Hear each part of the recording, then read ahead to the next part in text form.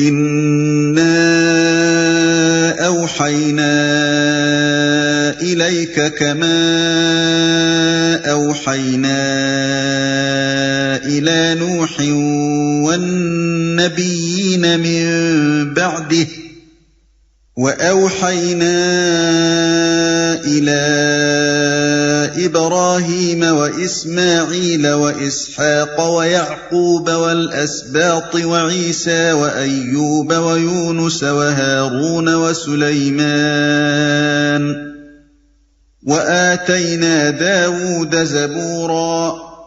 اے محمد، ہم نے تمہاری طرف اسی طرح وحی بھیجی ہے جس طرح نوح اور اس کے بعد کے پیغمبروں کی طرف بھیجی تھی۔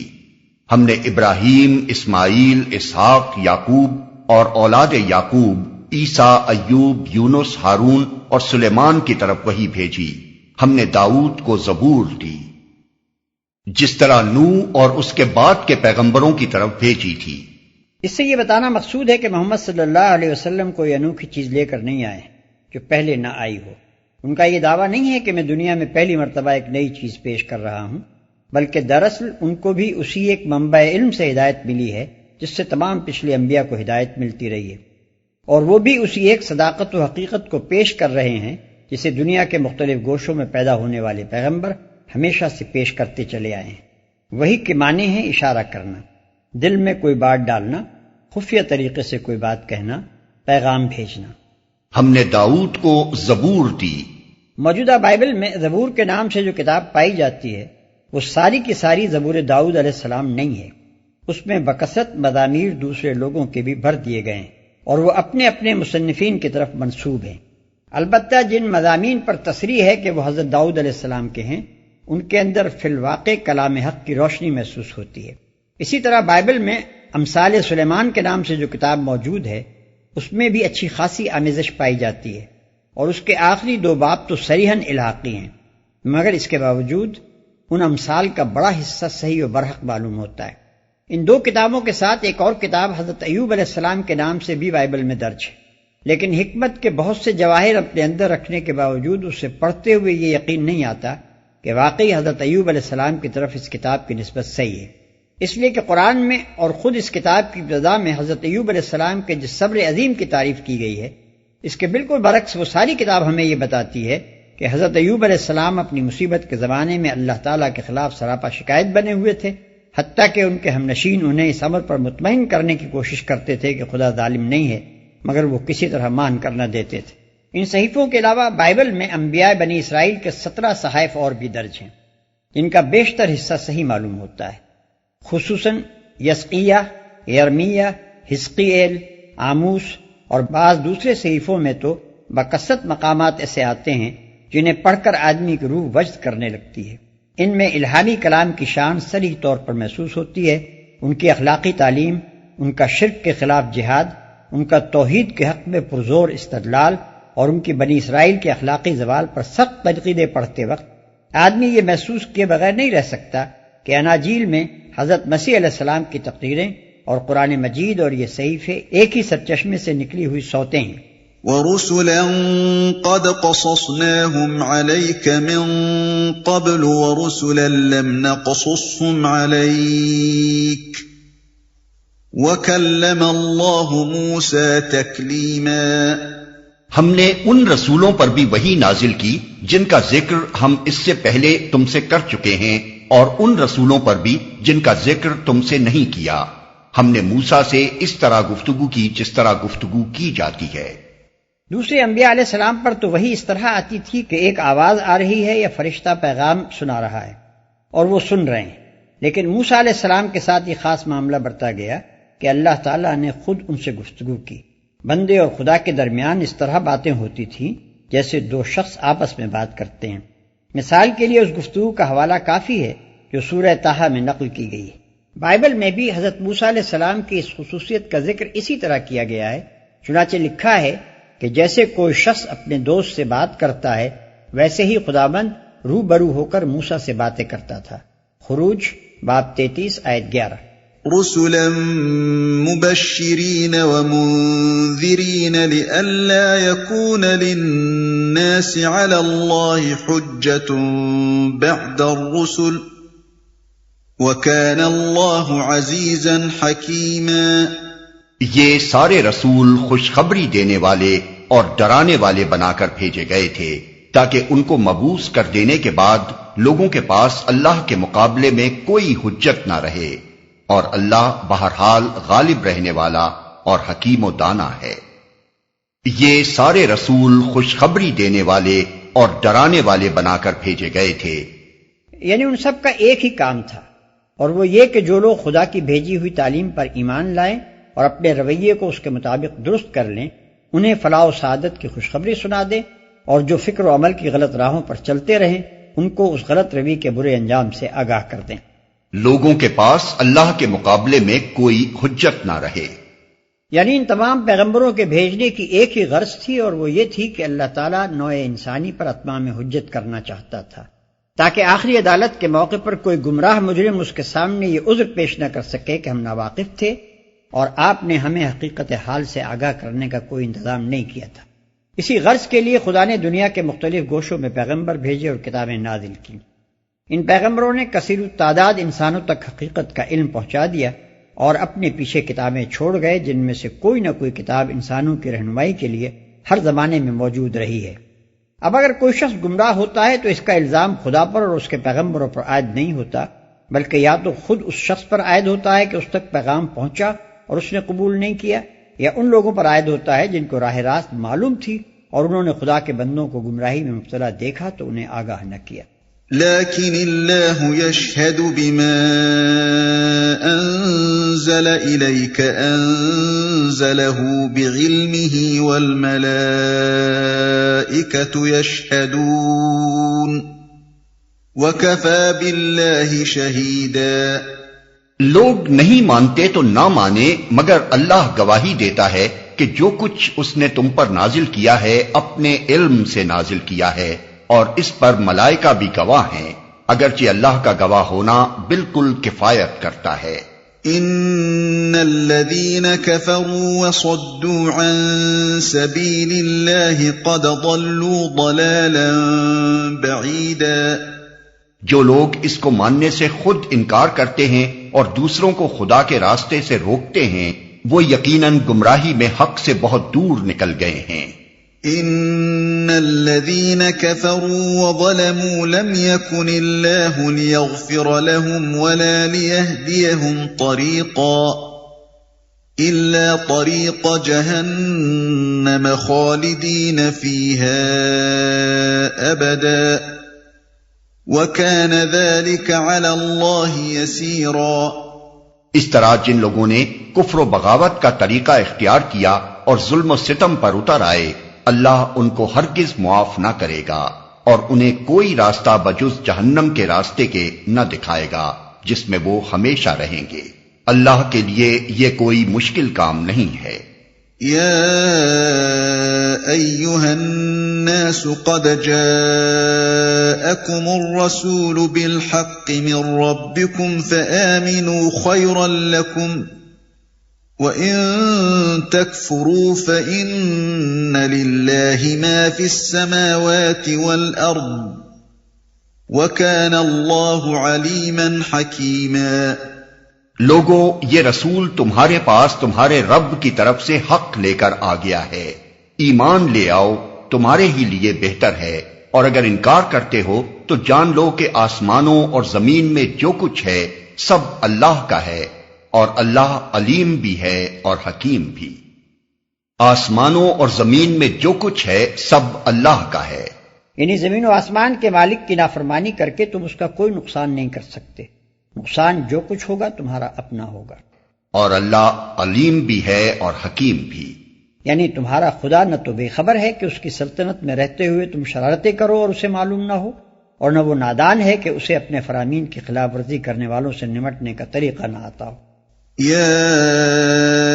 أهل الكتاب لا تغلوا في دينكم ولا تقولوا على الله إلا الحق انما المسيح عيسى ابن مريم رسول الله وكلمته القاها الى مريم وروح منه فآمنوا بالله ورسله ولا تقولوا ثلاثة انتهوا خيرا لكم انما الله اله واحد سبحانه ان يكون له ولد له ما في السماوات وما في الارض وَكَفَى بِاللَّهِ وَكِيلًا۔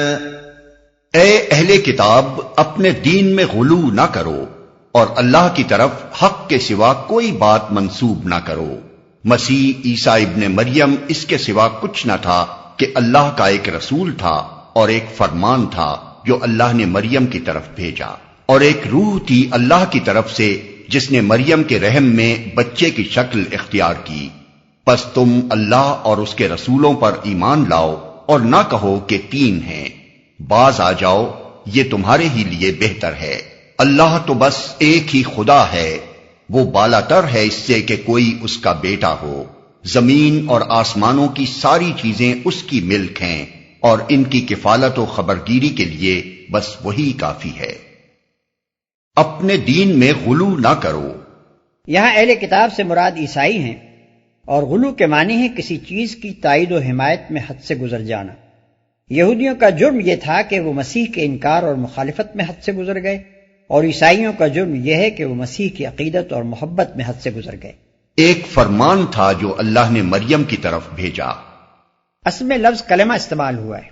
مریم کی طرف کلمہ بھیجنے کا مطلب یہ ہے کہ اللہ نے حضرت مریم علیہ السلام کے رحم پر یہ فرمان نازل کیا کہ کسی مرد کے نطفے سے سیراب ہوئے بغیر حمل کا استقرار قبول کر لے۔ عیسائیوں کو ابتداً مسیح علیہ السلام کی پیدائش بے پدر کا یہی راز بتایا گیا تھا، مگر انہوں نے یونانی فلسفے سے گمراہ ہو کر پہلے لفظ کلمہ کو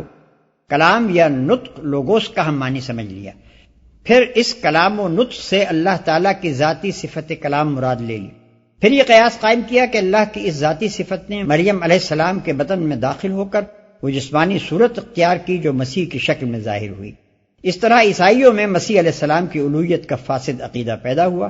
اور اس غلط تصور نے جڑ پکڑ لی کہ خدا نے خود اپنے آپ کو یا اپنی ازلی صفات میں سے نطق و کلام کی صفت کو مسیح کی شکل میں ظاہر کیا ہے۔ ایک روح تھی اللہ کی طرف سے۔ یہاں خود مسیح کو روح منہ، خدا کی طرف سے ایک روح کہا گیا ہے، اور سورہ بقرہ میں اس مضمون کو یوں ادا کیا گیا ہے کہ ایدناہ بروح القدس، یعنی ہم نے پاک روح سے مسیح کی مدد کی۔ دونوں عبارتوں کا مطلب یہ ہے کہ اللہ نے مسیح علیہ السلام کو وہ پاکیزہ روح عطا کی تھی جو بدی سے ناآشنا تھی، سراسر حقانیت اور راست بازی تھی، اور از سر تاپا فضیلت اخلاق تھی۔ یہی تعریف آن جناب کی عیسائیوں کو بتائی گئی تھی، مگر انہوں نے اس میں بھی غلو کیا، روح من اللہ کو عین روح اللہ قرار دے لیا، اور روح القدس ہولی گھوسٹ کا مطلب یہ لیا کہ وہ اللہ تعالیٰ کی اپنی روح مقدس تھی جو مسیح کے اندر حلول کر گئی تھی۔ اس طرح اللہ اور مسیح کے ساتھ ایک تیسرا خدا روح القدس کو بنا ڈالا گیا۔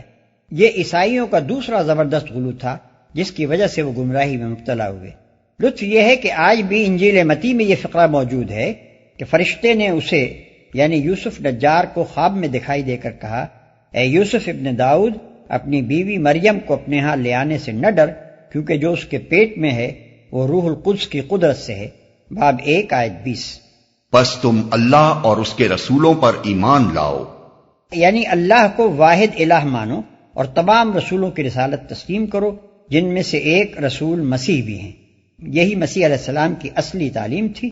اور یہی امر حق ہے جسے ایک سچے پیرو مسیح کو ماننا چاہیے۔ اور نہ کہو کہ تین ہیں، یعنی تین الہوں کے عقیدے کو چھوڑ دو، خواہ وہ کسی شکل میں تمہارے اندر پایا جاتا ہو۔ حقیقت یہ ہے کہ عیسائی بیک وقت توحید کو بھی مانتے ہیں اور تثلیث کو بھی۔ مسیح علیہ السلام کے صریح اقوال جو اناجیل میں ملتے ہیں، ان کی بنا پر کوئی عیسائی اس سے انکار نہیں کر سکتا کہ خدا بس ایک ہی خدا ہے اور اس کے سوا کوئی دوسرا خدا نہیں ہے۔ ان کے لیے یہ تسلیم کیے بغیر چارہ نہیں ہے کہ توحید اصل دین ہے، مگر وہ جو ایک غلط فہمی ابتدا میں ان کو پیش آ گئی تھی کہ کلام اللہ نے مسیح کی شکل میں ظہور کیا اور روح اللہ نے اس میں حلول کیا، اس کی وجہ سے انہوں نے مسیح اور روح القدس کی الوہیت کو بھی خداوند عالم کی الوہیت کے ساتھ ماننا خواہ مخواہ اپنے اوپر لازم کر لیا۔ اس زبردستی کے التزام سے ان کے لیے یہ مسئلہ ایک ناقابل حل چیز سا بن گیا کہ عقیدہ توحید کے باوجود عقیدہ تثلیث کو اور عقیدہ تثلیث کے باوجود عقیدہ توحید کو کس طرح نبھائیں۔ تقریباً 1800 برس سے مسیحی علماء اسی خود پیدا کردہ مشکل کو حل کرنے میں سر کھپا رہے ہیں۔ 20 فرقے اسی کے مختلف تعبیرات پر بنے ہیں، اسی پر ایک گروہ نے دوسرے کی تکفیر کی ہے، اسی کے جھگڑوں میں کلیسا پر کلیسا الگ ہوتے چلے گئے، اسی پر ان کے سارے علم کلام کا زور صرف ہوا ہے، حالانکہ یہ مشکل نہ خدا نے پیدا کی تھی، نہ اس کے بھیجے ہوئے مسیح نے، اور نہ اس مشکل کا کوئی حل ممکن ہے کہ خدا تین بھی مانے جائیں اور پھر وحدانیت بھی برقرار رہے۔ اس مشکل کو صرف ان کے غلو نے پیدا کیا ہے، اور اس کا بس یہی ایک حل ہے کہ وہ غلو سے بعد آ جائیں، مسیح اور روح القدس کی الوہیت کا تخیل چھوڑ دیں، صرف اللہ کو الہ واحد تسلیم کر لیں اور مسیح کو صرف اس کا پیغمبر قرار دیں، نہ کہ کسی طور پر شریک فی الالوہیت۔ وہ بالاتر ہے اس سے کہ کوئی اس کا بیٹا ہو۔ یہ عیسائیوں کے چوتھے غلو کی تردید ہے۔ بائبل کے عہد جدید کی روایات اگر صحیح بھی ہوں تو ان سے، خصوصاً پہلی 3 انجیلوں سے زیادہ بس اتنا ہی ثابت ہوتا ہے کہ مسیح علیہ السلام نے خدا اور بندوں کے تعلق کو باپ اور اولاد کے تعلق سے تشبیہ دی تھی، اور باپ کا لفظ خدا کے لیے وہ محض مجاز اور استعارہ کے طور پر استعمال کرتے تھے۔ یہ تنہا مسیحی کی کوئی خصوصیت نہیں ہے، قدیم ترین زمانے سے بنی اسرائیل خدا کے لیے باپ کا لفظ بولتے چلے آ رہے تھے، اور اس کی بکثرت مثالیں بائبل کے پرانے عہد نامے میں موجود ہیں، اور اس کی بکثرت مثالیں بائبل کے پرانے عہد نامے میں موجود ہیں۔ مسیح نے یہ لفظ اپنی قوم کے محاورے کے مطابق ہی استعمال کیا تھا، اور وہ خدا کو صرف اپنا باپ ہی نہیں بلکہ سب انسانوں کا باپ کہتے تھے، لیکن عیسائیوں نے یہاں پھر غلو سے کام لیا اور مسیح کو خدا کا اکلوتا بیٹا قرار دیا۔ ان کا عجیب و غریب نظریہ اس باب میں یہ ہے کہ چونکہ مسیح خدا کا مظہر ہے اور اس کے کلمے اور اس کی روح کا جسدی ظہور ہے، اس لیے وہ خدا کا اکلوتا بیٹا ہے، اور خدا نے اپنے اکلوتے کو زمین پر اس لیے بھیجا کہ انسانوں کے گناہ اپنے سر لے کر صلیب پر چڑھ جائے اور اپنے خون سے انسان کے گناہ کا کفارہ ادا کرے، حالانکہ اس کا کوئی ثبوت خود مسیح علیہ السلام کے کسی قول سے وہ نہیں دے سکتے۔ یہ عقیدہ ان کے اپنے تخیلات کا عقیدہ ہے اور اس غلو کا نتیجہ ہے جس میں وہ اپنے پیغمبر کی عظیم الشان شخصیت سے متاثر ہو کر مبتلا ہو گئے۔ اللہ تعالیٰ نے یہاں کفارے کے عقیدے کی تردید نہیں کی ہے، کیونکہ عیسائیوں کے ہاں یہ کوئی مستقل عقیدہ نہیں ہے، بلکہ مسیح کو خدا کا بیٹا قرار دینے کا شخصانہ اور اس سوال کی ایک صوفیانہ و فلسفیانہ توجیہ ہے کہ جب مسیح خدا کا اکلوتا تھا تو وہ صلیب پر چڑھ کر لعنت کی موت کیوں مرا۔ لہذا اس عقیدے کی تردید آپ سے آپ ہو جاتی ہے اگر مسیح کے ابن اللہ ہونے کی تردید کر دی جائے اور اس غلط فہمی کو دور کر دیا جائے کہ مسیح علیہ السلام صلیب پر چڑھائے گئے تھے۔ زمین اور آسمانوں کی ساری چیزیں اس کی ملک ہیں، یعنی زمین و آسمان کی موجودات میں سے کسی کے ساتھ بھی خدا کا تعلق باپ اور بیٹے کا نہیں ہے، بلکہ محض مالک اور مملوک کا تعلق ہے، اور ان کی کفالت و خبرگیری کے لیے بس وہی کافی ہے۔ یعنی خدا اپنی خدائی کا انتظام کرنے کے لیے خود کافی ہے، اس کو کسی سے مدد لینے کی حاجت نہیں کہ کسی کو اپنا بیٹا بنائے۔